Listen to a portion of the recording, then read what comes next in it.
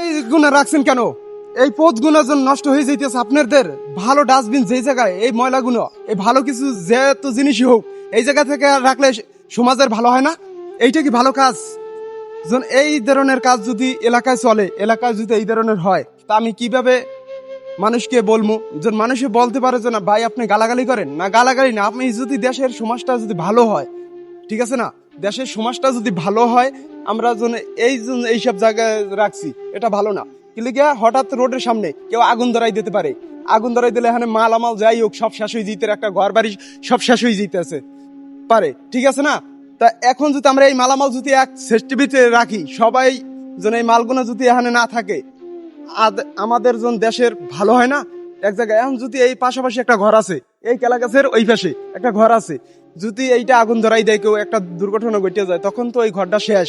তা আমরা এই ধরনের কাজ করতে চাই না। যখন সমাজে ভালো রকমের দেশের যখন পরিবেশটা কিছু তথ্যগুলো আমি তুলে ধরবো, যখন ভালো কিছু থাকুক দেশের মধ্যে, ভালো কিছু করার জন্য চেষ্টা করি, যখন ভালো যখন করবো সামনে থেকে, যখন এই ধরনের কাজ না করে আমার দেশের ভাইরা, ঠিক আছে? আমরা যখন এই যে কথাগুলো বলতে আছি, যখন এই যে মালামাল রাখছে, এই মালামালের কোনো নিশ্চিত আছে, কোনো গ্যারান্টি আছে? এইসব মালামাল কি হয়ে যেতে পারে তখন আর বলার নাই। কেউ মনে করেন শেষ করে দিতে পারে, ঠিক আছে? তা আমরা পরিবেশটা ভালো করে করি, যখন দেশের পরিবেশ ভালো থাকুক, তাই না? আর যারাই আছেন আমার এই ভিডিওটা বেশি বেশি দেখবেন। আমি যেন ভালো কিছু তথ্য দেখানোর চেষ্টা করব।